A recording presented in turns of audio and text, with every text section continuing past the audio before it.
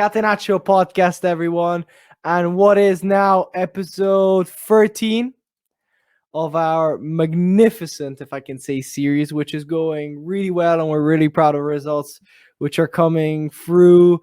The numbers are absolutely incredible, and the first people we got to thank are you guys for listening and sharing and whatnot. Thank you so much. I've received a couple messages here and there about the podcast being really good, but yeah, thank you, everybody. So let's get to it. First of all, we got to thank, as always, Radio Rossonera for giving us the platform and giving us the opportunity to be here on their various platforms such as Spreaker and Spotify. We will very, very soon be on Twitch. It is official. We're going to be on their Twitch channel, so you'll be seeing us live. Please do tell us if you're watching this from abroad and if there's a certain specific time which is best for you, because then we can regulate at what time we release episodes and what times we stream. But then, after thanking everybody, we got to thank the people, the little minions, we could say, that are behind the work of the Catenaccio Podcast, which is obviously the panelists who are slaves working 24 hours a day onto making this the product that it is today. So, the first person I'm going to have to introduce to you guys is a good friend of mine who is obviously, just like me, football-wise, a bit depressed. His name is Luca Hofmeister. Luca, introduce yourself. Hey everyone, bad week, but excited to be back on the podcast. Hope to see everyone on Monday on Twitch, and finally we're going to be back live streaming, and should be more fun for everyone on our side and on your side. Yeah, by the way, sorry, it is episode 12 and it is match day 23. I was wrong in saying that. Anyway, Luke and I actually watched the game together this weekend. We also went to do some socially distanced. We watched from afar what happened at San Siro. We're going to talk about that in a minute. My dad was watching the game with us. We had to send him into the other room because of the amount of swear words that were flying. It was really bad. And before the second half, all I'm going to say is this: we took both a shot of vodka just to get through it. Then next up is the guy who supports the team from the other side of Milan. He's got a big, big smile on his face. He's had a big smile on his face for about 2 weeks now. His name is Emiliano Colangelo, and as always, he dons a Lukaku shirt when he's on the podcast. I think I'm going to ban him for that, because next week, when we're on Twitch, we're going to be with shirts, like actual shirts on, and I'm going to make sure he doesn't have a Lukaku shirt on. Amy, how you feeling? How you doing? I'm going to print the Lukaku name behind my dress shirt to have it every week. I would obviously... Great week this one, so let's have a good episode. Nah, let's hope we don't. And then our third person we have to introduce is a man that currently, as we're recording, is watching his team being thrashed 4-1, if I'm not mistaken. Lazio's losing 4-1 to Bayern with 3 goals, which are basically gifted by Lazio. We lost. It's game over. Game over, 4-1. I think it was game over before the ref whistled, but... Still, it's pretty bad for you, Johnny. I can't imagine how you feel, buddy. But we'll talk about Serie A, okay? Just to lift your spirit up a bit. By the way, Johnny's on his third glass of whiskey, so he might pass out in the middle of the episode. And then, last but not least, someone who as well has not had a lot of fortune in the Champions League, but has had a good Serie A week and could be even better if they get that win against Napoli on that game. They have to still play. And apparently the Lazio game could be given a win to... They could give a win to Juve, which could reset them into second or third place for sure. Riccardo Sampietro, our resident Juventus fan. How you doing, buddy? Hey, guys. Happy to be back. It's all good. It's been a good week. Nice 3-0 win against Crotone. And I'm going to say it right now. I'm looking forward to next week's episode on Twitch. So, yeah, let's focus on this week. But... yeah, let's go on. I love how they always say I'm happy to be back and stuff, as if they actually enjoy this thing. They're not programmed or some reason. Personally, I enjoy spending some time with you, Ale. Yeah, I've been your childhood idol for a while now. It's fine. Samp, it's always a pleasure. It's like a make a kid wish. Nah, just kidding. Okay, let's move on to make a wish, kid, not make a kid wish. Wait, did I say make a kid wish? I don't think you make a kid. It's the fake version. It's my version. I don't want to know what It's happens in where, those it's where meetings. instead of making kids' like lives better, we make them worse. Anyway, let's move on to a Serie A match day we just had. Match day 23, everybody. Some pretty big games and some surprising but not that much results. So first one was Fiorentina against Spezia, 3-0. This was a bit of a hard match to actually decipher about what was actually going to happen because of a really informed Spezia and an okay-ish Fiorentina. You know, what could we have said about Fiorentina and what could we have said about Spezia? I personally didn't know what to expect of this game, but Fiorentina absolutely thrashing Spezia. Italiano's game maybe was just a fluke against Milan, or maybe just wasn't the day for them against Fiorentina, with Vlahovic scoring and assisting, Castrovilli coming into the first half because of an injury and really scoring and having an assist too and really showing what he's worth. I think that will really show Prandelli about leaving him on the bench for next time. There's a bit of a passive-aggressive little celebration as well towards the bench after his goal. So that'll be interesting to see some sparks. Then next up, Cagliari-Torino, the relegation battle won by Torino with a Bremer header on a corner. Cagliari just digging their own graves. You know, the team is really, really looking weak. Apparently, Di Francesco is hours away. He's been sacked. No, he's officially been sacked. Yeah, Okay, well, he's been sacked. Semplici, yeah. Who was the former Spal coach at some point, is going to replace him. So that should be interesting, but Semplici is not. Like, this is the thing, like, Di Francesco, guys, was an interesting manager, you know. He plays a good football, I think. He used to play that at Sassuolo Roma. It was entertaining. And I think getting someone like Di Francesco at the start of the year meant one thing. We want to play entertaining football and we want to get somewhere. Getting Semplici sends a clear message. Okay, we are in the shits for the relegation zone. We're going to get out of it. It doesn't matter how we play. We got to get results in. A bit like, you know, the Nicola situation at Turin, which is working. Turin have had a good spell of games recently, and it's really showing. And Emiliano is going to present the table later and show us how the two teams are doing at the table. Genoa as well, I want to point out. Genoa as well. Yeah, Genoa as well. They started the climb back up. Yeah, which we're going to get into a minute when we talk about Genoa and LS, which are two really informed teams. Before that, Jonathan, do you want to give us a quick comment about Lazio Sampdoria 1-0 with a good Luis Alberto goal? Do you want to say something? Yeah, we really suffered this game. Torregrossa and Quagliarella caused us lots of problems. However, fortunately, we're not that good. We're also not that good, but we're a little bit better than them. So at the end of the day, we brought home the win. And that's about all that happened. Oh, and Muric played really well when he came on. That's Muric. We know you're a big fan of Muric. I think you're the biggest fan. Yeah, well, obviously, you know, when it comes to those kind of strikers, those kind of players, I have to be the biggest fan. Okay, next up, Genoa Ellis. Amy, you mentioned them, so I'll give you the word in like a second. Genoa Ellis, Genoa, really informed team. Ellis, one of the surprises of the Serie A team this year. They've been playing really well, so I think it was a bit of a coin flip, especially because Genoa was playing at home. I think it could have gone either way. The 2-2 is quite fair, I think. Genoa, I think, tying in the last seconds of a game. Faroni and Ilic scoring, not in that order, opposite order, scoring for Hellas. Yeah, I think it was a pretty good game. I was not expecting anything too shocking because the two teams, I think, equal each other quite a bit.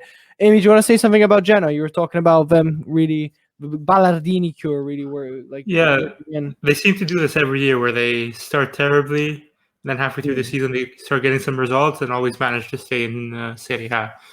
So a really good result for them as well. I think Hellas, same with Sassuolo a bit. They've kind of lost motivation. They have nothing to strive for going up and nothing to fear going down. So yeah, basically they just got the points they needed. Quick. I also want to point out Badel's absolute screamer at the 95th or something. I wanted to ask you about a player, especially quick fire round as we always do. Shurumudov, could he be the next big deal, or is he just one of those players? Luca? No, he's not going to be like a phenomenal player. I think he's a good player. Could be very good for a team like Genoa. If Genoa were to get another offer like Piontek, I'm sure they would take it, but he hasn't even scored that many goals. So I think he'll be a solid player. And then Amy? Yeah, basically what Luca said. I don't think he can be a top team player, of course. Maybe stay in Serie A for a few years, maybe go to another league or something, but nothing really great to see, but good player for the time being. Johnny?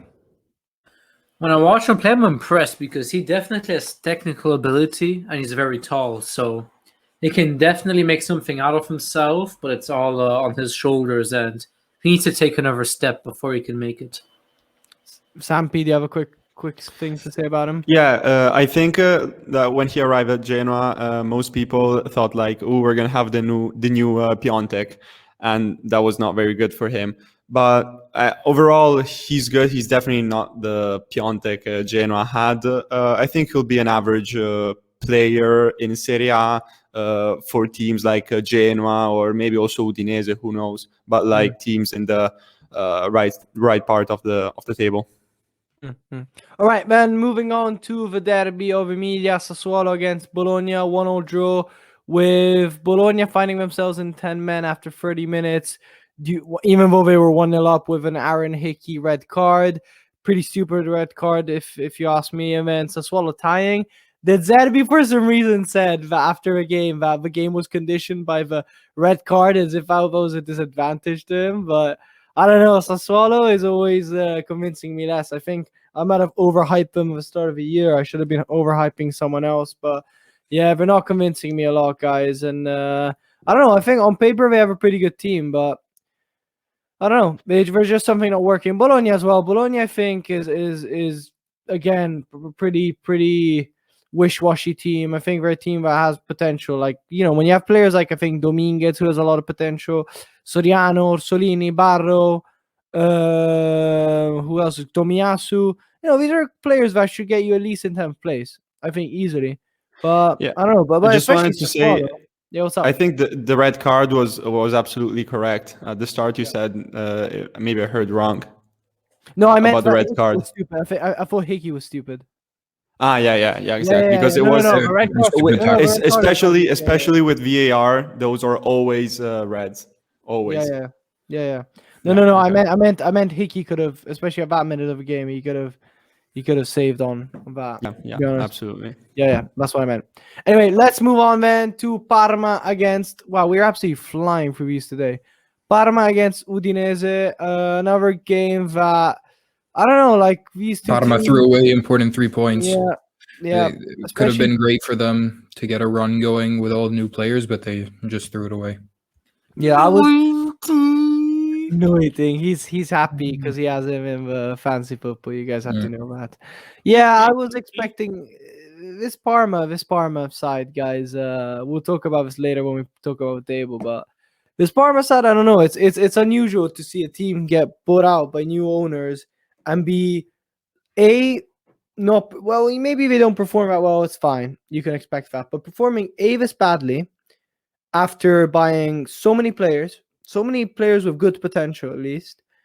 And at the same time, you'd expect the owners to be a bit more outspoken, to give a bit more of a confidence boost, saying, hey, guys, we're not going to be relegated. Don't worry, fans. We got this. Everything's under control. But they're just not doing this. I don't think I've heard one statement by the Parma owners. Maybe they made some statements in buying players like Xerxes, and Dennis Mann and whatever, but I don't see them literally going out there and saying, listen, we believe in our new manager, D'Aversa. This is how we're going to do it. We are going to save ourselves by either the inch of a nail, or we're going to save ourselves comfortably.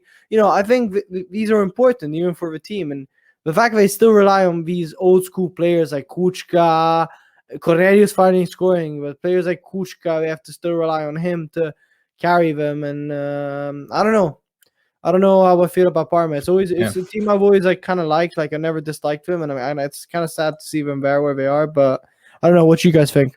I wouldn't be surprised if they got relegated. Now, I think Spezia and Crotone, I think they're definitely going down.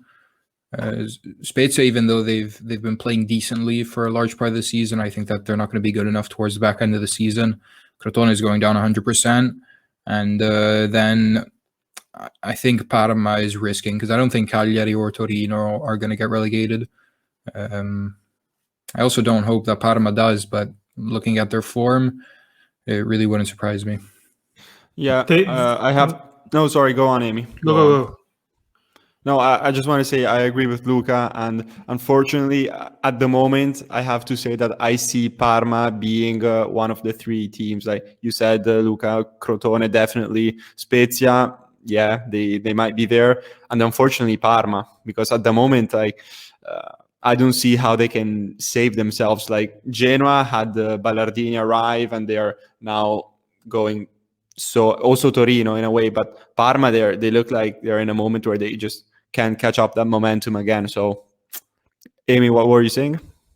No, the thing is, especially with Cagliari, I think you can see from just looking at the team, like from the players, you don't expect them to go down.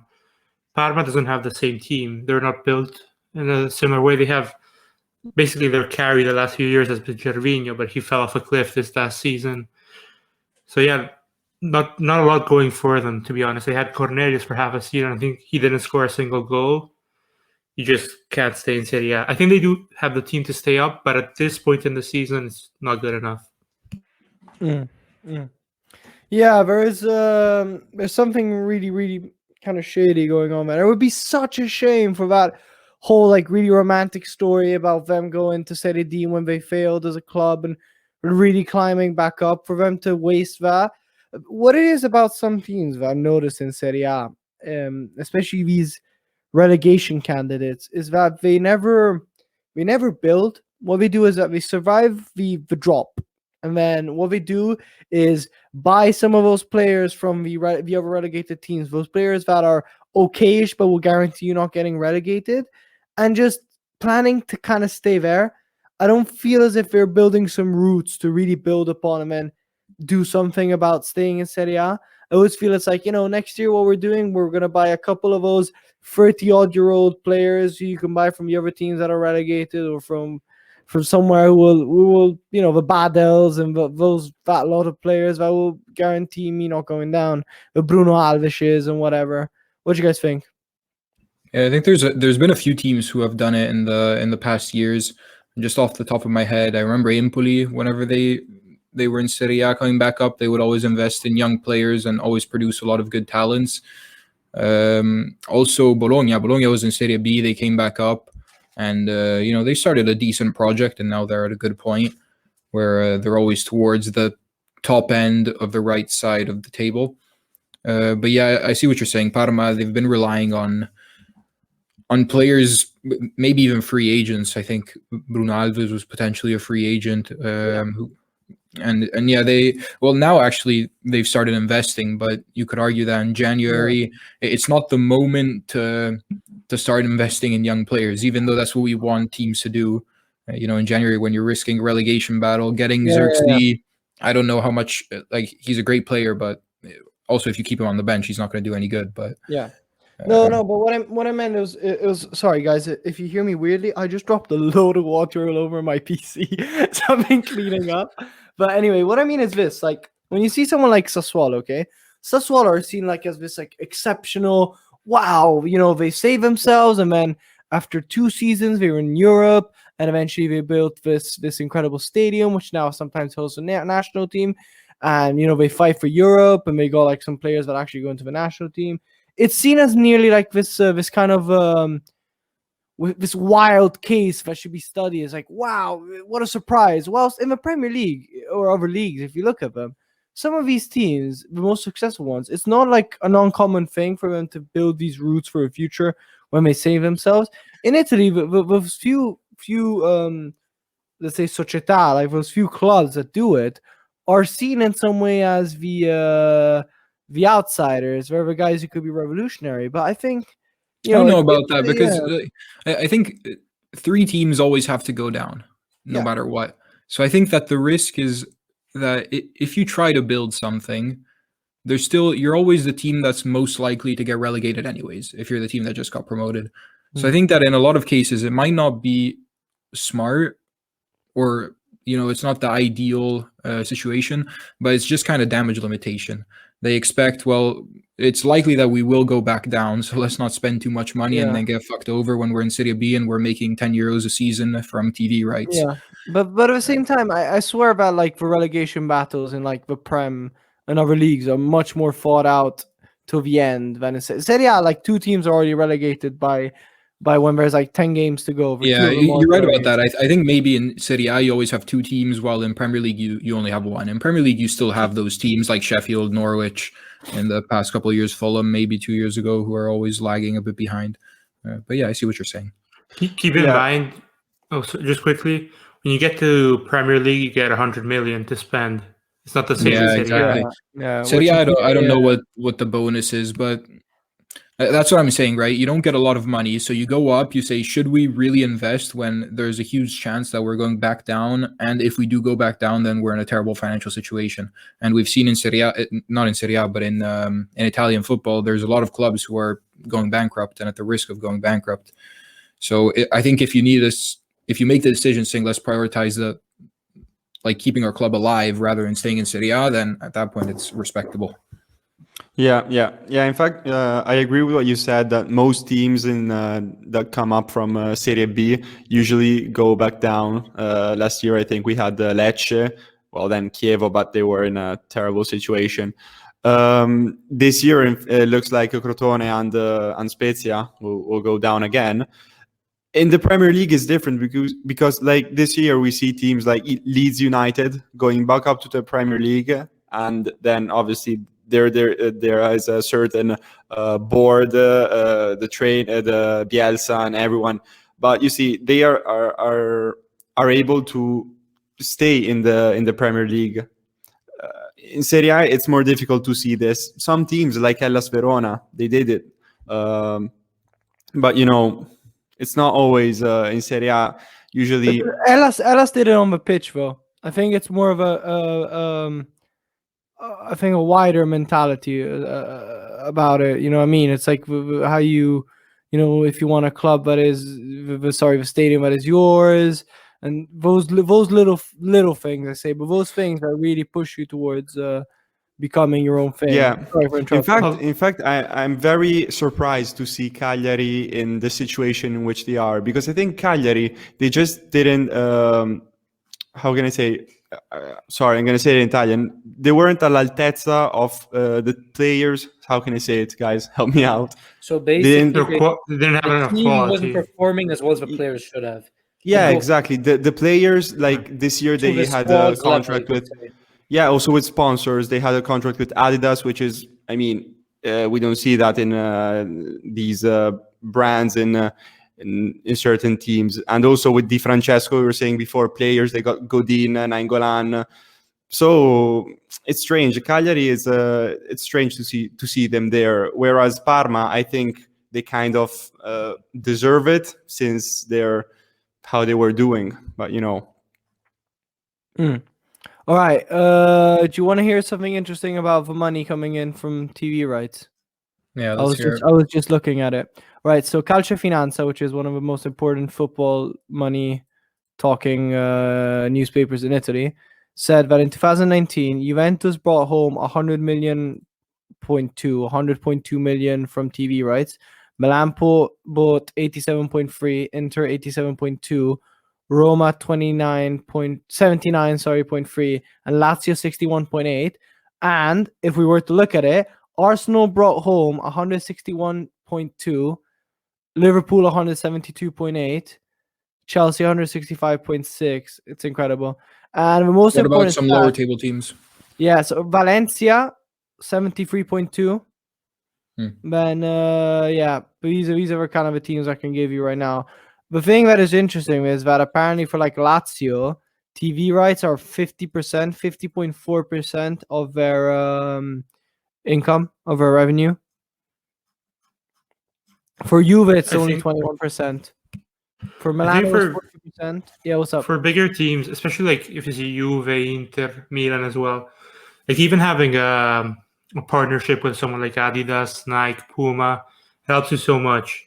I think we saw it in the Premier League where Liverpool went from New Balance to Nike, taking less money but a bigger cut of the earnings. Let's say, so let's say New Balance offered them 10% of the money from shirt sales, and Nike 15%. And they decided to go with Nike, of course. You see, I think, who does Lazio have? I can't remember right now off the top of my head. They have Macron. Macron, yeah. But like You Sassuolo, can't Sassuolo changed to Puma this year. It's exactly what we were saying. Cagliari, Yeah. Adidas. So certain teams are doing that. They're attempting to do that step forward. Yeah, Think true. yeah, what's up? Go for it. No, go. No, go ahead. for it. No, that you were talking about, I think 2019. So I think a lot has changed, especially how stadiums aren't full now.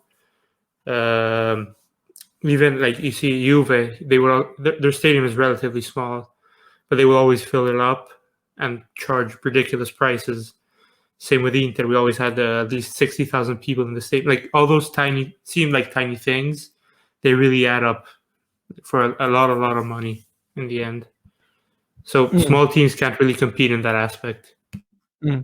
Yeah, I was looking up, which I can't find, which is really annoying me. The amount of money that clubs get from the actual like shirt providers like Puma and that lot. But what I know, which is interesting, and then we'll move on to the other games because we've been talking about this for a while, is that apparently Roma now will get a sponsorship by New Balance, which will bring in I think it was about 3 million euros gross, which deducted from taxes will be, when you take off taxes, it'll be about 1.5 million, which is so low. Like I think Milan gets about 15 million from Puma. Imagine that. Milan, which is like table wise up there with Roma, gets 15 million from Puma every year, and then Roma will be getting around 1.5. What? Are you sure? Yeah, because I heard they will be getting more than what they're getting from Nike at the moment. I have the. Maybe they don't have Nike now. They have Adidas right now. No, No, I Roma. have Nike. Roma has No, Nike. Nike. What? Yeah, I have the No data way. here if you want. Roma has probably, I think, the best jerseys and clothes and training stuff in all of Serie A. Oh, yeah, yes, exactly. For me, but I'm Cap. talking from an image point of view. I think it's a massive downgrade going from Nike to New Balance. For sure. But that means that probably means that that Nike doesn't see Roma anymore as a profitable or as something they want to. I thought that New Balance was giving much more money to Roma. Yeah, no. That's why So I they found it switched. now. No. I found it now on Calcio Finanza again, and it says here that the estimated Calcio Finanza says that the estimate is between 3 and 4 milioni loro di stagione from New Balance, which means that gross money will be from 3 to 4 million, and that means that deducted from tax, it will be around 1 to 1.5 million. I have to say something about Nike. Sorry. I'll say one more thing just to for that stat. Although the difference will be that the royalties from merchandising will go 40% to Roma, which is much higher than what Nike used to take. I think Nike used to take a much bigger percentage of royalties and leave much less to Roma. New Balance is paying them less, but will allow more on the royalties. Sorry, Amy, go on. I just wanted to say Nike has, in the last maybe 2 years, has had a trend where they've stopped investing so much in football. You see them dropping players like Lewandowski, Neymar, even smaller players, of course. Skriniar, they've dropped, Brozovic, Ibra. So they started investing a lot less on football. So maybe that's why Roma had to go maybe to a, let's say, lower kit provider to actually like be able to get some money, because Nike has been breaking contracts here and there. That's very interesting, Mo, because if you look at it from a business side of point of view, okay, we're giving.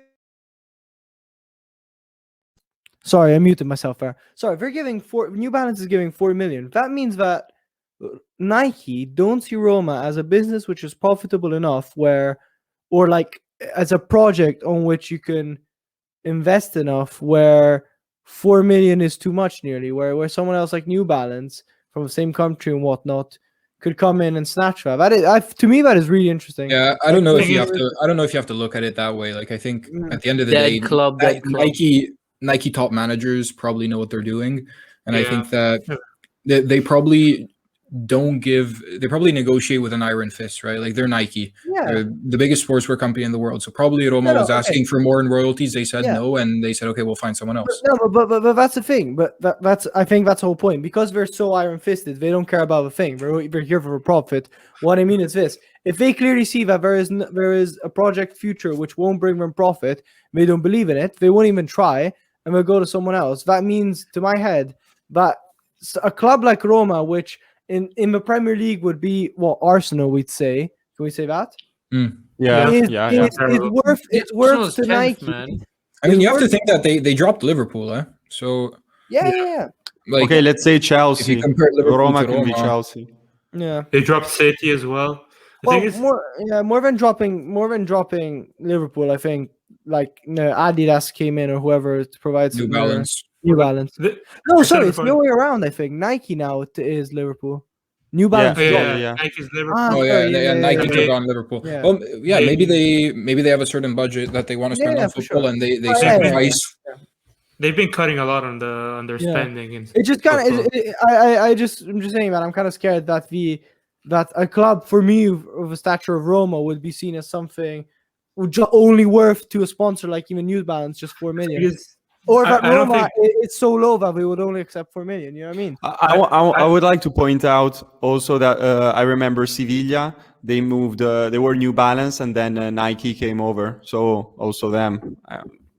Strange. Interesting. Quick thing about Roma is I don't think I've ever seen someone with a Roma kit on. Like, of course, I've been to Rome a few times, but you never see people going around. No, 100%. I've been to Sardinia. You see people with Juve kits. You go to Puglia. You see people with Juve kits or Inter kits. I think Roma is just not that big of a market. As well, Amy. I wanted to say this as well, which is important. We all live abroad. Have you ever seen someone with, for example, you go to JD Sports? No, we're not sponsored by JD Sports, by the way. Go to JD Sports, and there's a selection of kits from the Premier League, a selection of like the top clubs in Europe, and you will always see two kits there, Juve and Inter. You don't even see Milan. So my question is this: like, it'd be interesting to see how come some clubs which are like historically in a cultural way, football wise, loved even in the UK for what they mean, like Napoli, Sampdoria, Roma. It's interesting how you don't see those shirts being sold anywhere. And to our viewers, wherever you're from, if you're from abroad, tell us which is like the kit you've seen the most. But I think it's really important because I know this for sure. When you go to the UK now and say what's like the coolest club or the best club in Italy, a lot of people will say Inter Milan or Juve, or Inter Milan like your favorite club. Because Inter as well, which is something I really admire, has and then from this we'll be talking about the derby because it's a perfect bridge. Inter Milan have developed an image and stuff which is so cool and so modern that has really developed abroad, and where people say they notice it. I think that's what Milan and other teams, Juve less, but have been lacking on is this image that they make abroad with a whole fashion thing and their whole social media being incredible. I think Inter have made incredible steps, and that's why people now abroad, you say, what team do you like in Italy and stuff? You go, Inter Milan. But I don't know what you guys think. Yeah, but I think Inter copied Juve in this. Like from the now they will also want to change their make a logo instead of their stemma, and obviously to make easier being able to do streetwear and other stuff. But I think Juve did it before. Then maybe that Inter Milan is more appreciated. That's another thing. But I don't know about copying. I don't know about copying though, because it's just like a business decision. Like it's not only been done in Serie A and every. Yeah, maybe Juve was strong as well. Yeah, Juve was the first to do it, and Juve is by far the club that modernized first in Italy. When you think about the new age of football clubs in Italy, Juve was way ahead of everyone. Roma were, or I'd say this: I think Roma were the first ones to try, but didn't do that enormous push. Juve took it to another level. Yeah, exactly. I think Roma at a certain point tried because a lot of their whole thing was like, I remember their sponsorships and the writings of the stadium were in English, and they had all these like fashion things, and they changed their logo. Not that much, but yeah, they had an American ownership, so that helps as well. So they kind of tried to push it, but they never took that final step to really get that process through. Ricky, do you want to say one last thing? Yeah, the thing about Roma, we were saying before about shirts perhaps not being seen a lot, especially abroad. But like, if you notice, you would easily say that every single Roman fan, so from Roma, has a tracksuit or something of Roma. If you think about it, every single, not a T-shirt like of a player, because I was checking a couple of months ago with Nike, the price is extremely high. So maybe also that, but like a jumper or tracksuit pants, anything, every Roman fan actually has them. If you go around Rome, you would easily see that. Yeah, So- also, but for our viewers, because you can't see this, Jonathan Kutsikonsevis has been gnawing at a breadstick for the last 35 minutes. I've been looking at on my screen, I can see all of them, and I can just see Jonathan eating a breadstick for the last 35. All right, now let's get to serious business. That whole conversation was just a fluke to distract you guys, to get you disconnected of the actual discussion of today, which was the two discussions, which are the two big games of the weekend. The biggest game was Milan against Inter, Il Derby dei Derby, as they called it. An incredible game. Inter was first at +1 on Milan, and it was a game that really counted for a lot. It was to see if Inter was actually the best team in Italy, and whether Milan could get back into form after a couple of mistakes here and there. Before we'll get to talking about the game, I think we'll get Amy and Luca talking about the game, but then I'll tell you about Luca and I's experience. Luca and I went to first time as well. The Milan fans organized a roundup, let's say, outside of a stadium. You know, we aren't big fans of the whole COVID situation. So, we aren't big fans of gathering up in large crowds during the COVID situation. So we did attend, but we were far away. So we were looking at the people far away. So we are good people at the end of the day. So we just saw too many people rounded up, but it was incredible from both sides, and absolutely incredible. The first time we went, it was with our scooter, and we accompanied the team bus, and it was I don't know, it's just one of these things that I always felt like Milan fans. I was like, oh, I really want to be in the mix like those British fans. We all get into chants and stuff. And this time, Luca and I really lived that. I didn't see the Inter side, but I saw videos. It was basically the same thing. But basically, imagine under the Curva Sud, all this gathering of people with enormous flags, chanting the whole time. And then at a certain point, when the bus started coming in, this line of ultras just like lit up these like colorful flares, red and black. And they went up in the sky. And the whole of the San Siro was like covered with this like red and black smoke, the curva, and the bus started coming in, and everyone ran to the bus and started shouting at it, going, "Come on, boys!" So even if we didn't win on the pitch, we won off the pitch. Maybe Inter were as good, by the way, but I'm saying in our minds, we won off the pitch. I would have preferred if it wasn't in COVID times, but yeah, it was a really, really cool experience. It was absolutely delightful. But let's get to the actual game. Amy, let's see your point of view first, and then we'll see Luca's point of view about the game. Amy. I think we really see how if we can score a goal really quickly, we saw this the last 2 weeks, we can just control the game because our defense has really improved over the last, let's say, 2 months. And we're just able to stay in front of goal and then just counter like crazy. Of course, we risked in the second half. There were maybe a few too many chances for Milan, let's say. But yeah, apart from that, Milan played 10, 15 minutes. And then I've got to apologize on that, which I'm sorry. I will I will officially apologize here on the Catenaccio Podcast to I told you guys. He is a listener of the show, and he's heard me chat shit about him and has said, I'm going to ruin your day. And he did. So thank you, Samir, for everything. Amy, go on, please. One more thing I want to say is on the first goal. I remember last week, Arda said about Parolo, how any good defender should take down Lukaku whenever they get a chance. No, it was Lazio's third goal, but it was our first goal against Milan. And he did the same thing to Romagnoli. So that's what I wanted to quickly close on. Well, when he crossed it into, when he made Romagnoli look like a Serie B defender, when he started sprinting on the right. But that goal is a bit different. I think that goal was a big mistake by the defense on marking Lautaro.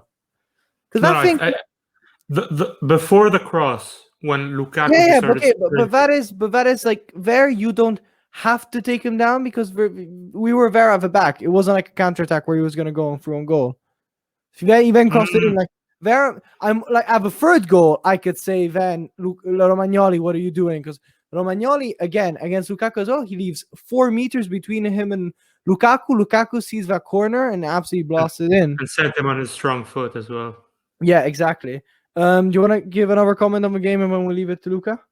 And then I've got something. No, basically just great performance. We executed. The thing we always struggle with this year is finishing our chances. Unfortunately, we were able to. Even though you're the best attack in the league. Yeah, have you seen our games again in the Champions League?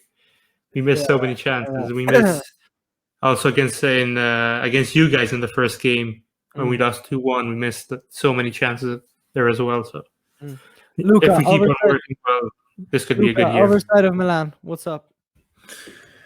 Well, this game proved what I've been saying since the start of the season. We've had a great run of form. I still think it's an incredibly positive season, but the goal has always been and should have always been Champions League, right? I don't think even on the podcast I ever talked about the Scudetto, and that's not because of us not being good enough. Well, of course, also that, but mainly because of how good Inter is. And I've also said that from the beginning of the year. I have no problems in saying it. They're just completely superior to us.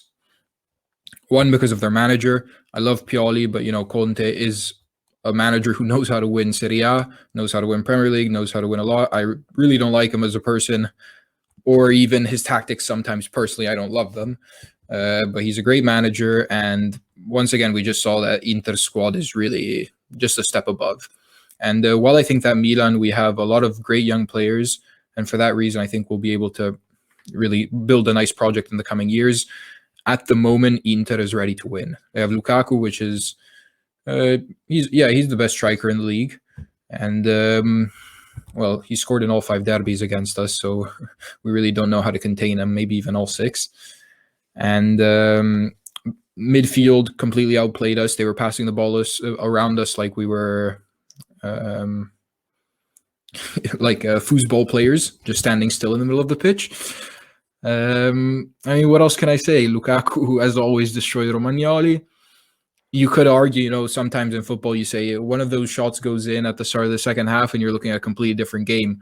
But I wouldn't take that as an excuse just because, Inter was really superior. They played very well. Second goal was beautiful. Lautaro and Perez each had incredible games. Lukaku showed up again. Congrats to Inter.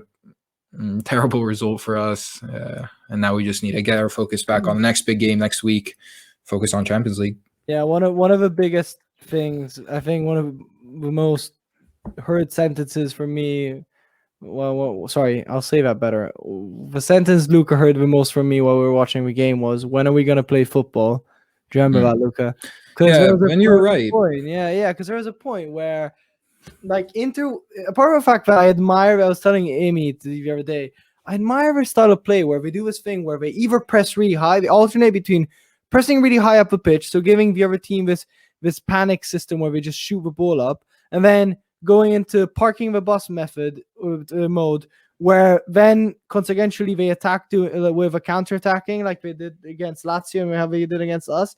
And they have got some players in that in counter-attack or some I think of the best in the world. But I was telling Luca as well how what I really found annoying about Milan's game against Inter was there was a point where in the first half we weren't playing football. We'd pass the ball around to the wider areas and we'd get closed down, and there was no middle option of a pass. So like the ball would be passed from Calabria to Salamakers, and the middleman, unless it was Ibra, so Kessie and Tonali I'm speaking of, wouldn't show up. Even Çalhanoğlu wouldn't show up and give an option, and so the ball would get wasted. And then there was a point where we just played just exactly like Lazio. If you listen to last week's episode, exactly like Lazio, we played this crossing game, which if you have Ibra and Mandzukic is one thing. We're playing against the 3 best center backs in the league. The smallest one is like 190 centimeters tall. What are you doing? Yes, Ibra will get a couple headers in eventually, but then Ananovic decides to save it. That's not going to be your game plan. It's just not going to work. I don't know, something was just not working. Kier was out of form, and when Kier is out of form, you can forget it for our defense. And then the next discussion, which I'm going to start. Oh, I wanted to quickly ask.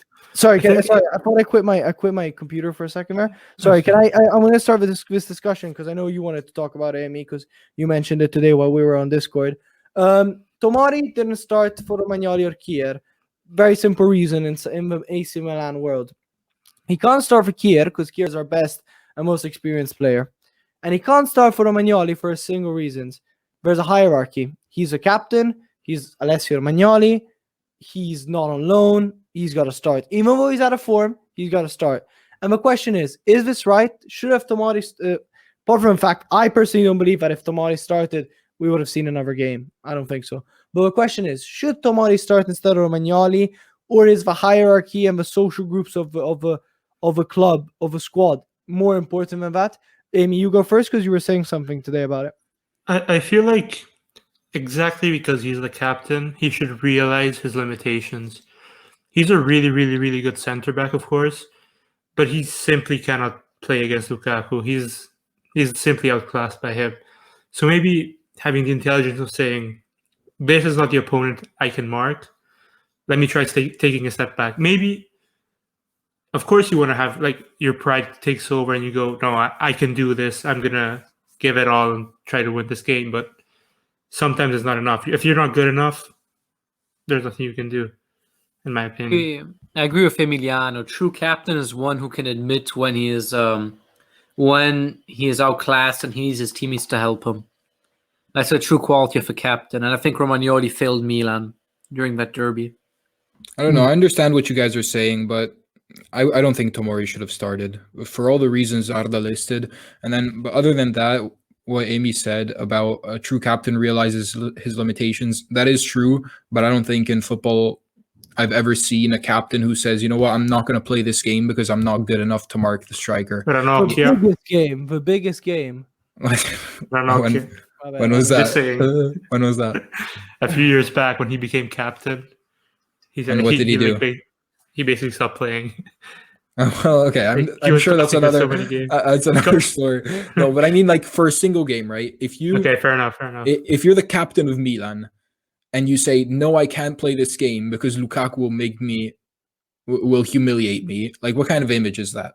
Right? Before you even play the game, you're taking yourself out. You're a professional football player. You're AC Milan's captain. You're saying, no, I can't play this because I'm too bad compared to Lukaku. I think that even though we expect that Lukaku is going to destroy him because he always does, I don't think you can say that. Either Pioli makes a decision or nothing. You need to have some confidence in yourself and believe that you can do it. Otherwise, I think, just quickly, I don't think Romagnoli isn't good enough. I don't think he's fast enough. Simply in the one-on-one, when there's so much space behind, he can't do anything about that. Yeah, but there was a year where he was one of those free players in Europe that had never been dribbled, though. Do you remember that? I don't think I get that. Yeah, those stats are always a bit weird. I don't know about the speed thing. Definitely the speed, but I do not believe he is a good enough defender to mark Lukaku. Okay, maybe not good enough, but the type of defender. He just doesn't know how to play against Lukaku. I don't know why, but in every single derby, he's been outclassed by I was Lukaku. Expecting Kessie to mark him in some way. That's what he did in the first derby, I think. Where Kessie dropped down a lot more. I think Kessie was more on Barella, I think. That's why the first goal in the first 5 minutes, that really screws your plan over. Because you prepare all week to do something, and then 5 minutes in, you find yourself 1-0 down. Yeah, that changes everything. Because also the moment where you score after 4 minutes, then we need to push up. And Inter, when you guys are counterattacking, there's no way to stop you. So yeah, I think that goal in the first 4 minutes, as you said, just completely screws up everything. But that doesn't give you an excuse, right? You need to then react and find something to do. Yeah. And Arda, the thing you were saying about playing on the wings, I think that's actually how you beat Inter. I think that you beat Inter on the wings. With the 3-5-2, you always have 1v1s on the wing, right? So if you get past the winger, then you can go directly towards the center back. They pull out and there's more space in the middle. With Salamakers and Rebic, there is no danger on the wings in the derby. And I understand then that there's not a lot of options centrally because Çalhanoğlu is essentially covered by Barella, Brozovic, and and Eriksen, because they're deep. Kessie and Tonali are behind Çalhanoğlu, so it's just Çalhanoğlu trying to find space in the middle of 6 defenders essentially. So I'd say that Rebic and Saelemaekers not creating any dangers is one of the main reasons why we weren't able to score. All right, I'll leave. I'll leave because we're at 50 minutes. I'll leave 2 more considerations / questions that we'll talk about. First one is how important is these 2 players for them to be in the game. Kessie, when he's not in the game, you see in it. It's like having one less player. He's so crucial for us. Not seeing him as that driving, energetic powerhouse in the middle of a pitch was kind of sad to see him. Like, he was basically walking around. And the second one is also Bennacer. And the third one is Visful, which I'd like to finish on having a little thought. The only good thing I take out of that derby is this. Tonali, I really like Tonali. The boy is growing some balls. I think critics need to piss off for a minute because he's still too young to be criticized. People expect him to be, the new big thing. I have a lot of expectations of him, but I just want people to be patient. The guy needs time, and I think he's gonna blossom really well. But we just need to be patient. What do you guys think? Just a thought on Tonali, and then we'll move on. Ricky, do you want to say something on Tonali? Then I would like to add also a couple of comments on the derby that it's one of the matches I enjoy the most watching because obviously being impartial, or just slightly being for a team, maybe in this case more for AC Milan, but I just enjoy watching it. And so after I have 2 considerations to make. But Tonali, I think he definitely played a very, very good derby, considering it was his first, right? He didn't play in the last in Coppa Italia. He had also a clear chance against when he shot and Andanovic made a very good save. It was a good he's good in his position. I saw in the derby a bit of the Tonali at Brescia. So that's good because we didn't see him much this season. He was more used in the Europa League. But after his performance in the derby, I'm going to tell you, Bennacer is out now for a couple of games. Has been out for a couple of games. Do you think that he could be good? You should start him more. What do you think about that? Sorry if I added a new question. Yeah, Tonali instead of Bennacer, given that Bennacer has to get back his form and everything. Yeah, I personally would play Tonali until Bennacer is 100%, because Bennacer is one of those players that physically as well, if he's not 100%, he gets injured again. But Bennacer, I think, is too crucial to leave him out. Tonali still has time. Bennacer, there's I think it's a bit like the Romagnoli Tomori case, to be honest. I think, one of them's out of form or is not been as good, which is Tonali, and is only starting now to be good. Bennacer is the best in that position. He should start, in my opinion. Luca, what do you think? You're a fan of Tonali as well. Yeah, I've always been a huge fan of Tonali. Yeah. I just don't want Bennacer to become a Sensi version 2. I'm so scared of that. Yeah, I think that the fact that you do have Tonali as a backup per se is very good. Just keep playing Tonali, let him build confidence until Bennacer is well and truly back. And I think Bennacer can also find some peace in knowing that there is someone who's up to the task in the midfield to take his spot. All right, moving on to the next game. We had enough of Sorry. Oh no, what's up? Can I say 2 things about the derby that I thought about? Yeah, go on. Okay, thanks. Let's move on. Go for it. Okay, the first one was about Inter, and I think we have to admit and give credit to Inter that hard work pays off, and this season it's clearly showing off. Players are finally learning and how to play with Conte. I think they're 3-5-2, and especially when they defend and go in a 5-3-2, it's just impossible to attack. We've seen it in the derby with you, that you were just trying to blast cross in the area because you couldn't do anything else. They were so dense, so many players in defense. And yeah, then I also think in relation to AC Milan that I always say it every episode, but episodes and certain situations can make a game go in one way or the other. I think that at the end of the first half and the and the start of the second half, Milan seriously could have scored a goal.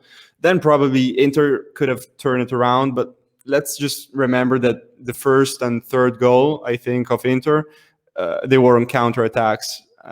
And so maybe, on a 1-1, both teams are going to play more openly. And so it's not a matter of whether it would have happened, but when, you think? Yeah. I think, but still, I think Inter could have won, would have won because, as we said before, they are superior. And just this thing that even if the first and third goal was scored on counterattacks, they have just Lukaku up front that you can just throw the ball at him and he will keep it and make the team go up. And then this was clearly seen on the third goal is Eriksen's position and how he now is being inserted in the team has been so fundamental. Because if we think he's kind of taking Vidal's place in the midfield, because Vidal would have been at Eriksen's place, and we've seen also against Lazio Eriksen playing. I think the third goal against you guys in the derby, if Vidal was there, you wouldn't have. They wouldn't have scored that. Eriksen is just phenomenal. And so just also this, if now they're able to start Eriksen and Eriksen performs how he did against Lazio and Milan, it's tough. I really like this new lineup we've put in with Perisic on the left and Eriksen as a center mid, because it gives us so many more options going forward. Before with Young on the left or I forgot his name. Who you think? Darmian, sorry. Darmian. We were so limited on the left-hand side. Now that Perisic, he also learned how to defend a lot better. Yeah, exactly. I think that's the whole point. He learned how to be a left back also, basically. Yeah. And so that's so important because there's no one like Perisic that can do the attacking phase, I think. And the fact that he learned also how to defend, you have if he plays like this, because sometimes he doesn't perform, but like the way he played in the derby was very, very, very good. All right. A little comment on what you said before. You said about Inter, how hard work pays off. Yeah, when you have more training time by not having any other competitions, there's more time for you to train on that. Yeah, that's true. Please don't rebut him. You already won with Derby. Don't kill me, please. Okay, moving on to the next game. Atalanta against Napoli. 4-2 Napoli, a team absolutely ravaged by the injuries. They had like 5 players left to choose from. They put up a good fight, to be honest, but in the end of the day, Atalanta is Atalanta. When they get their game going, they get their game going. Duvan Zapata had an incredible game. Muriel, I don't know what to say. I think kudos to Luca for just suggesting that he gets some new lungs, because the player is actually incredible. What a goal scored by him. I think he got an assist too, but just incredible. Goes in with a brace, one in his own goal and one in the other goal. And our thoughts and prayers go to Osimhen, because he fell really badly and hit his head and had to be urgently taken to a hospital. Romero as well on the score sheet. Romero's having an incredible season at Atalanta. And I think the performance against Napoli, just like one against Milan, really, really demonstrates how good his season has been right now. He's a menace both at the back and up front. If anyone wants to say something about that game, shoot, or I'll move to Benevento. Romero, I think he's a top defender, and I'm so glad that he's ours at Juve. Is he a top defender, or is he a top defender in the Atalanta system? Because remember, there's a lot of players that look amazing at Atalanta, but look shit in other teams. Yeah. Like Caldara, because look at Romero at Genoa, he was trash. But look at Yeah, I like, know, but Yeah. no. I think at Genoa he was trash at the start, but then he started playing much better, and I clearly remember this because I remember seeing a change in his performances through last year when he was at Genoa. Last year at the start he was very bad. He always get booked and stuff. But then at the end of the season he was so much improved, and this year at Atalanta. Yeah, you can also argue that maybe it's the Atalanta style, but I think that he is very, very good. He's this year he's very good. Yeah, I'm happy he's a player of Juve, and I want to say that I also think that since he's from Argentina, I think he might have a spot there in the starting 11 of Argentina, because like I don't know what you guys think about this, but Yeah. other maybe defenders. At the moment, I think Argentina isn't known for their great Yeah, their defenders. I defense think. is Yeah. something we else. He'll saw be Musacchio competing against tonight. he'll be Musacchio. competing against Otamendi. somebody River Plate or Boca defenders who have their fixed place in the team because they're people of the Popolo. there is Montiel Like of River, Benevento. but he's a left back. But like central defenders, it's not. Yeah, there's Otamendi, Musacchio, the master Musacchio who just gifted Martinez. Lewandowski a goal today. Martinez Quarta at Fiorentina, but he's not very good this year. But He played a really good game against Spezia. I don't. yeah, I I believe he's shit, but he has potential. he's improving. He's improving. Yeah, He's he adapting to definitely our is. football. Yeah, Pizzella is also Argentinian. yeah. True. Also Pizzella. All right, let's move on to the next game. Benevento against Roma, which was incredibly, no one predicted it to be, but it was the snooze game of the week. 0-0 draw with Benevento at the end, finishing in 10 men after Glick was sent off. Roma couldn't score, so it'll be interesting to see what happens next week in Roma against Milan, which we will also talk about in our predictions. Roma absolutely dominating the game in terms of possession with 71%, but in the end, they only had one shot on target more than Benevento with 3-4. Apart from that, not much to be said about the game. Just a pretty standard, boring game. But again, Benevento stealing some points off the bigger teams. So it's good to see. And then the last game was Juventus against Crotone. Let's speak quickly about it, Sam, because we were already quite late into the podcast. 3-0 with a Cristiano Ronaldo brace and a Wes McKennie, who we always love even more on this podcast. And a Wes McKennie goal. Sampi, do you want to tell us about this game? Yeah, not much. I'll try to be quick also because I said it at the end in the predictions of last episode.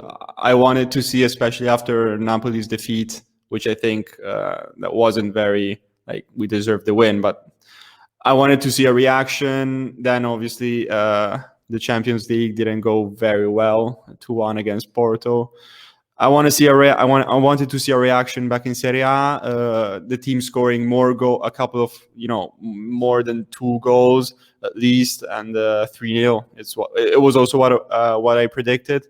So I'm very happy. CR7 Airlines and Weston McKennie. Sure. Good game, solid game. I just want to shout out to Fagioli that he made his Serie A debut and He needs to good change performance. his name. I can't respect a good player with a name like Fagioli, which means Come on. He's gotta go Come on. Cool. You gotta go to something cool like San Pietro or something. Yeah, Even better, Oriani. Nicholas Beans. Nicholas. All right. Anyway, let's move on to the table. Amy, do you want to tell us something about the table? Keeping in mind, Amy, talk about when you speak about Juve, about that game in hand and the potential Lazio 3-0 win. Go for it. There seems to be a problem because we're first and you're second. I don't know if that's normal, but yeah, I think it's correct. So we're first with 53 points. You're in second with 49. No changes there in the last week. Then Juve gained 1 position with that win against Crotone. This is the last time Emiliano's coming on this podcast. I had to take revenge for the last few months. Then in third place, it's Juve. Of course, 45 points with a game in hand against Napoli. No one knows what will happen. So potentially, think- if they win that and then the Lazio game gets given to them as a win, they could overtake us. Yes. Bruh. What? That's why Juve's always up there, even if they're having a bad season. Remember, I think it was 4 or 5 years ago where they didn't win in the first 6 games or something like that, and then they went on to win. Yeah, Go ahead. the remontada started on I remember, 30th of October 2016 with Quadrado's goal in the derby Jeez, against bro, Torino. Chill. How And do you rocket. Memories. Yeah, so basically Juve is really dangerous, always up there. You can never count Juve out. Then Roma dropping 1 position. They have 44 points now. Really important game against Milan next week. We'll talk about that later. Atalanta getting 1 position. They have 43 points and are tied with Lazio, who also gained 1 position. The biggest loser out of this is Napoli, who also have a game in hand. And I think that game really depends on when they play. Because if they play in the next month, let's say, I don't think there's any way they win it because they have 5 players. If they play in 2 months' time, 3 months' time, who knows? Then Sassuolo. Here is more or less no man's land. The last 3 on the left-hand side of the table. Sassuolo with 35 points, Hellas with 34, and Sampdoria with 30. They can't really go up. They can't really go down. So there's not much of a change there. And then we have 6 teams, really, really, really close to each other. So it's Genoa, 26 points in 11th place. Bologna, 25 points. Udinese, 25 points. Fiorentina, 25 points. And Benevento, 25 points. And then there's Spezia with 24. They dropped 3 positions in this last week. That's just crazy how there's so many teams, basically 2 points from 11th to 16th. And then the bottom 4, unfortunately, no changes there. Let's see. Bottom 3, there's a bit of a gap to Torino there. So that's Torino 20 points, Cagliari 15, Parma 14, and then Crotone with 12. Alrighty, thank you for that, Cody. We also got to take in mind for next week, and especially for our predictions, that Torino apparently has 7 COVID cases, which could really F up what happens for next week, whether we're going to play the game against Sassuolo, whether the whole league gets suspended. Who knows? And apparently a lot of key players like Bremer as well have been infected. I read Velotti. I don't know if that's correct, maybe. I don't know. Apparently it's not official yet. It's not official. Yeah. Right. As always, we're going to go and create our team of the week for the week that has just gone by. Unfortunately, I'm going to say that there's going to be 2 players from Inter Milan that are certainly going up there. I wanted to nominate our starting 11. Oh, shut up. To be fair, most of them could go there. But I don't think there's a player under a 7 as a grade. Andanovic has to be the goalkeeper. Does everybody agree? Yeah. Yes. Okay. Wow. That was special mention to Buffon. Special mention to Buffon. He reached most appearances as a professional football player. He's up there. He only came back to Serie A just to do He's that. getting ready for a 1-year extension now, I read. So continue that streak. All right. Grande Gigi. The back, the first the other guy I'm going to mention is Bremer. Do you guys all agree? With a good goal against Cagliari. Any other Romero. Put him there. Faraoni. The final one really pains me to say it, but I took a goal from them in Fantacalcio. Nuitic, maybe. Okay, so the draw. Nuiting and Faraoni. I think we could put Faraoni as a right mid because that's his position. Mm-hmm. Bram Nuiting. Special mention to De Vrij for keeping Ibra at bay, more or less. More than De Vrij. I saw Bastoni. Skriniar. But also Skriniar. All three were really good. And that's the point. When you have one striker against those 3 defenders, what you gonna do? If we had Mandzukic as well, maybe it would have been another game. But no, we didn't. All right, in the middle of the pitch. As a neutral, I really like Skriniar. What's up? He's my favorite. Yeah, as a neutral, I really thought Skriniar played the best with Inter defense. Skriniar he's back. He got used to the 3 at the back. Yeah, I was about to say there was a point where he was a bit wobbly, a bit shaky, but he's back into it, isn't he? I'm so glad we didn't sell him this summer because that would have been such a pain. What team did you guys buy him from? Samp, I think. Samp for like 35 million euros, bro. Wow. We paid so much for him. Worth it to this point.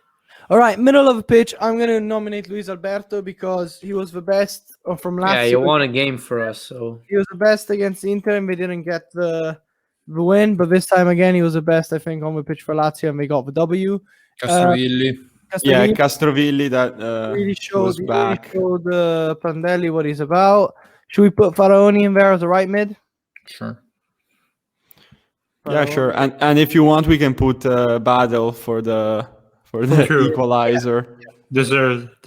Yeah. Yeah, to be honest, I would even mention Perisic on the left. Yeah. We can put him up front. I put. Well, then we have 3 Inter players up front. Lautaro has to be there. Lautaro and Lukaku. And Muriel. Lautaro, Lukaku, and Ronaldo. Yeah, I also think- Ronaldo. Yeah. I think the third one should be one between either Ronaldo or who else? I had a think pretty good I game? think we should put, if I can say mine, I think Muriel, because Ronaldo, he scored 2, but still, Muriel scored that Muriel, goal. yeah, it's the third one. We need. I'm putting allora Lukaku Ronaldo. because of the game. Ronaldo. Yeah, Lukaku, I think.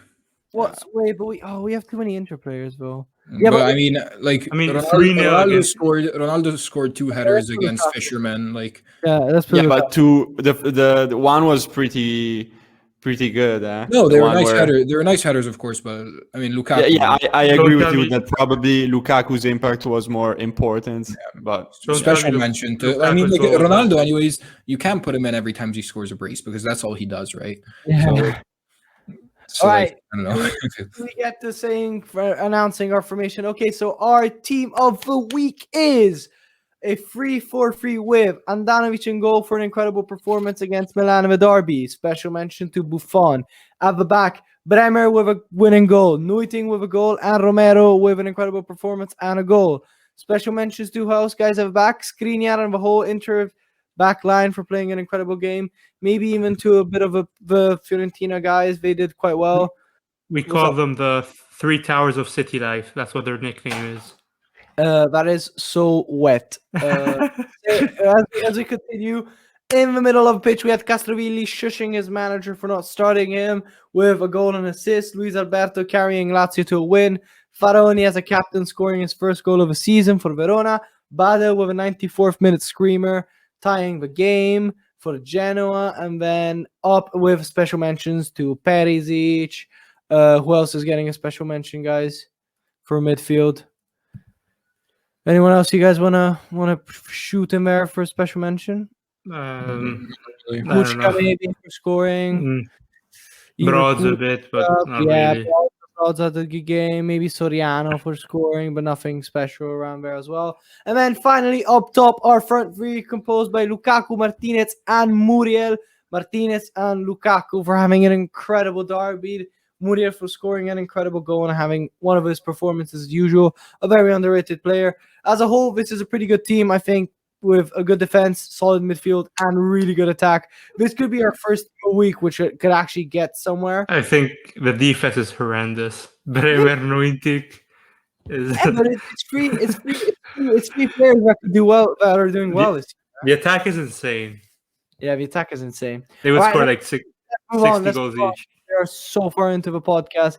People are already shut down, probably gone to sleep, probably reported us to the FBI for abuse.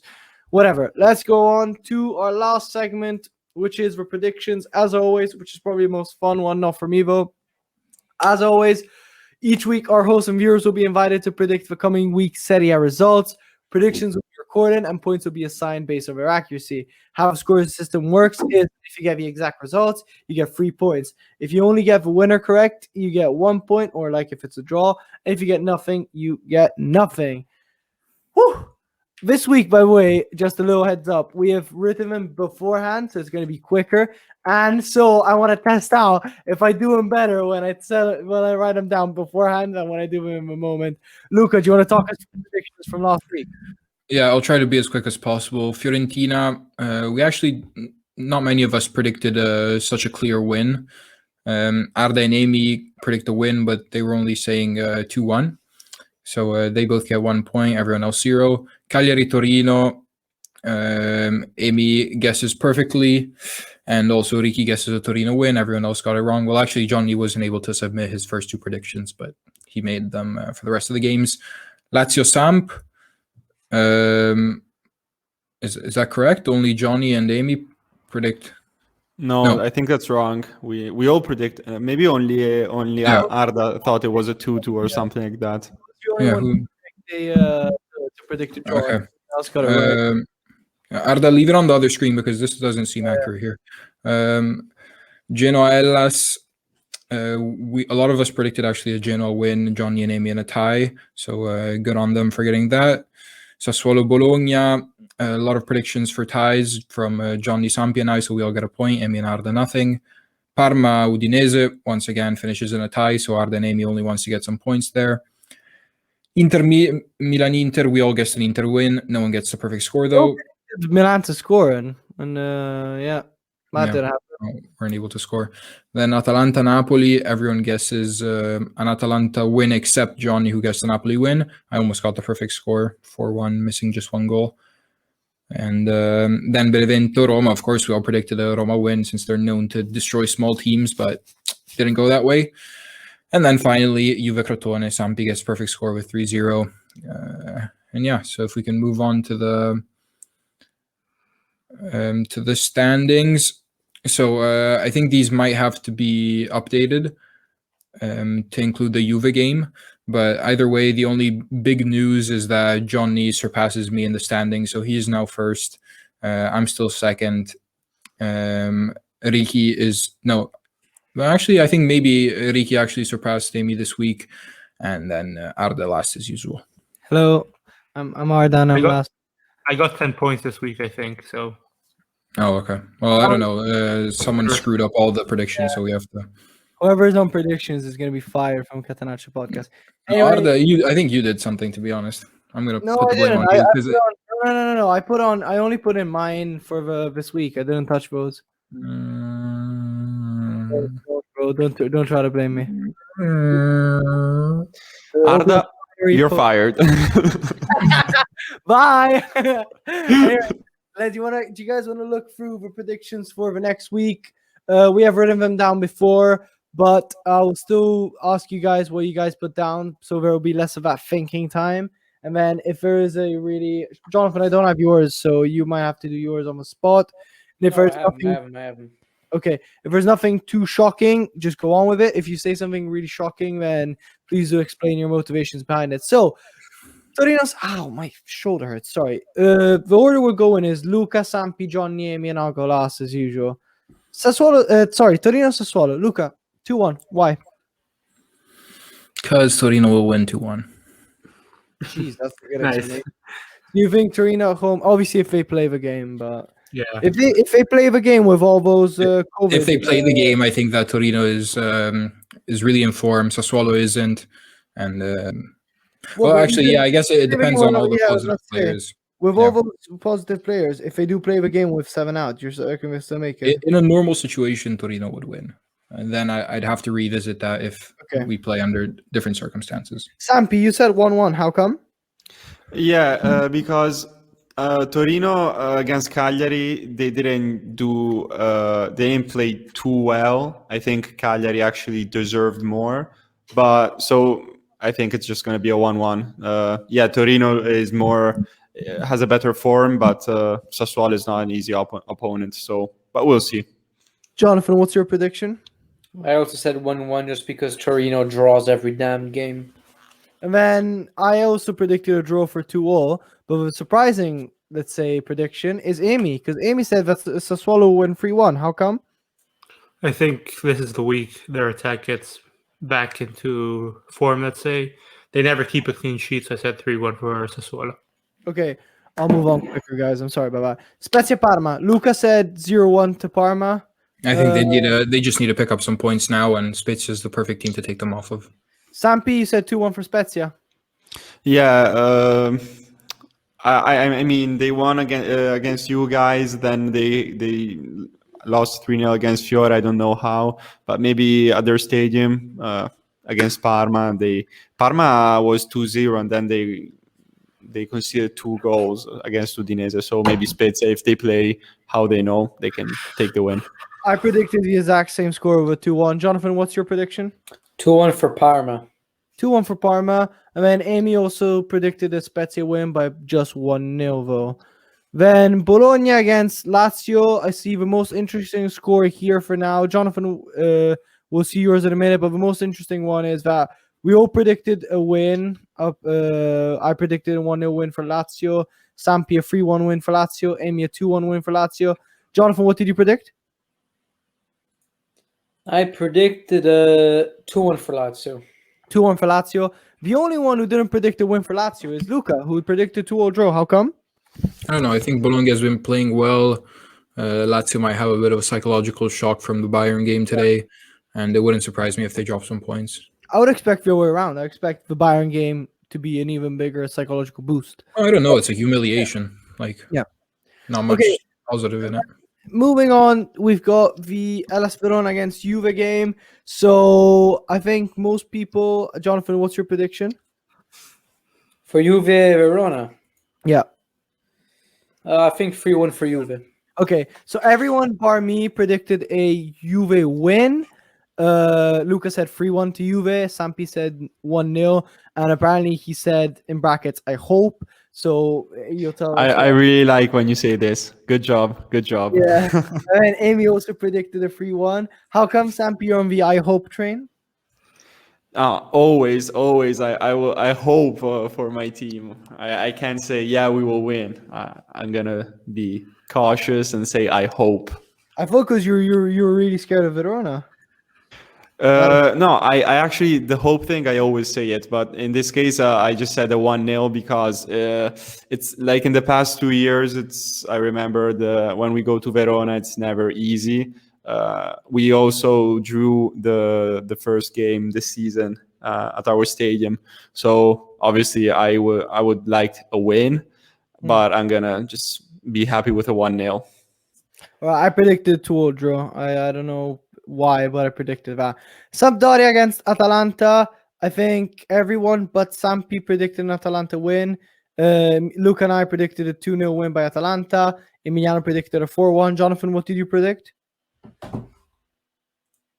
I predicted 3-0 for Atalanta. 3-0 for Atalanta. Sampi, you predicted 1-0. Yeah, it's kind of a guess Arda would make. How dare you? But they have the Real match on Wednesday. I think that's independently on how it will go. It will be tough for them. They will be focused on that majorly, and maybe also when they finish the game, they will still be thinking about it in a way, because for them it's a big game, obviously. And let's remember Sampa at their stadium against Inter. They performed well, and I mean, they could do something interesting. So that's what I think. But I'm aware it's kind of an ambitious guess. All right. Man, the next one is a good game, we could say. Crotone against Cagliari. Luca, Sampi predicted both a win for Cagliari. Luca saying a 1-2 to Cagliari, and then Sampi saying a 2-0 win. Amy and I both predicted a 1-0 draw. Jonathan, what did you predict? 1-0 for Cagliari. 1-0 for Cagliari. So we got 3 wins for Cagliari and 2 draws. And then the next one is Inter against Genoa. I think we all predicted a win for Inter Milan. I feel like this game is going to be a lot closer than what it looks like in the end. Yeah. Luca said 4-1. Sampi and I said 3-0, 4-0. You said 2-1, Amy. Yeah, I think it's going to be like we score first. Actually, no, they score first, and then we go on a comeback. Because after this win in the derby, I think we're going to be I think Conte's going to do a bit of turnover and everything, so I don't know if we're going to perform. Well, you guys know what my prediction was. If Yeah. Inter won the derby, they're not losing a game till the end of the season. So Yeah. I wanted to mention that again also. Yeah. Luca, and I see that prediction. Jonathan, Johnny, I just now realized you sent me your prediction, so I can see him and don't have to ask you anytime. I see that you put Inter Genoa 2-0, so you only say that it's going to be 2 as well. And then moving on, Udinese against Fiorentina. We've got me saying Udinese will win, and then also no, that's just me. I'm the only one who said that Udinese will win. So I say a 2-1 win. Then we got two people calling for a draw, which are Luca and Amy. Luca calling for a 1-0 draw and Amy calling for a 2-0 draw. And then both Sampi and Jonathan calling for a win by Fiorentina by 1 goal. Sampi saying 2-1 and then Jonathan saying 0-1. This could be interesting. I personally believe it's going to be a Udinese draw win because I don't think I've seen Fiorentina play 2 good games in a row this year. Moving on, Napoli against Benevento. What was at the start of the season the Insigne Brothers Derby? Luca, myself, and Jonathan have predicted a win by Napoli. Luca predicting 2-0. Me predicting 4-1. And then Jonathan predicting a 3-0. Sorry, yeah, Luca 2-0, me 4-1, and then Jonathan predicting 3-0. Benevento don't have Gleek, so I see a lot of goals coming in.